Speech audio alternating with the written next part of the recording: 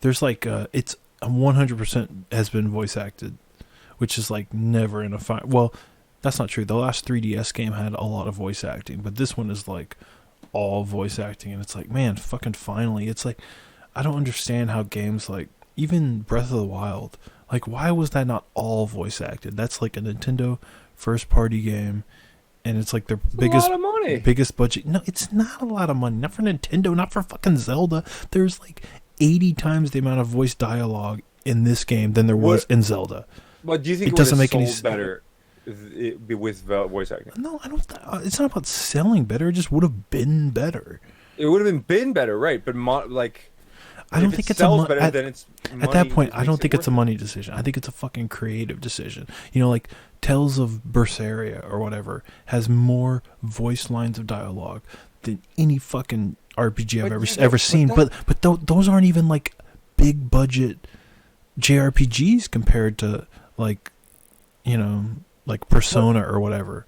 I know, but it does affect your bottom line, right? Adding like 80 more hours of dialogue costs something, right?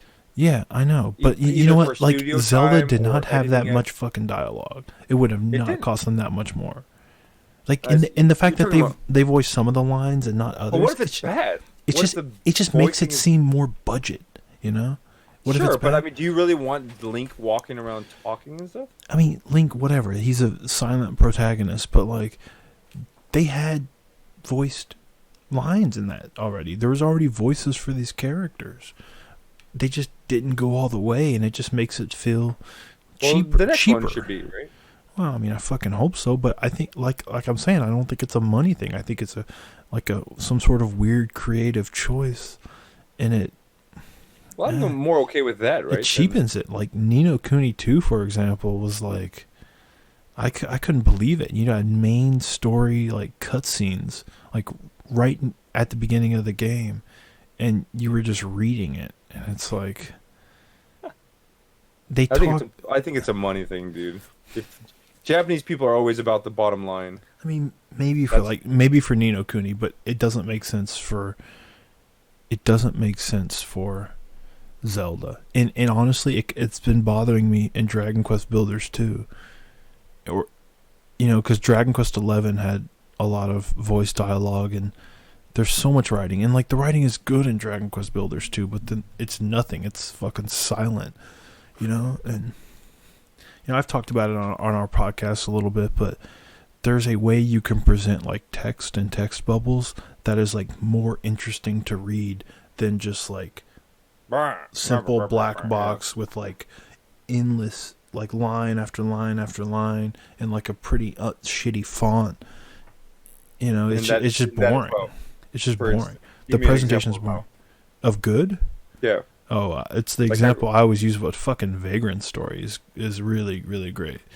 Like they go back and forth like with the face, and then. Well, you know, that's one of the problems in Dragon Quest. There's not even any faces, so every single time you see a text box, you have to read the name to find out who's saying it, and it's terrible. Like it's terrible. That's absolutely terrible. No, like you look at cutscenes in Vagrant Story were fucking brilliant. Like the dialogue. PS1 Vagrant Story. Yeah, I mean, I still think that's one of the best. You know, people talk about like, oh, Wind Waker. You know, it has a visual style that's like timeless, right? You know, obviously a PS1 game has very like old school 3D graphics, but there's something about the way Vagrant Story, not just the art style, but the way it's directed, like the way it's shot, the movement in the scenes. I think that is still a beautiful looking game. You know, even if you have to play. I think I have a copy. I'll go check it out. Yeah, I mean the gameplay is kind of fucked. but well, good. I'm not playing it for the gameplay. I mean, it's unique, but it's weird. I still have not played a Grandia game.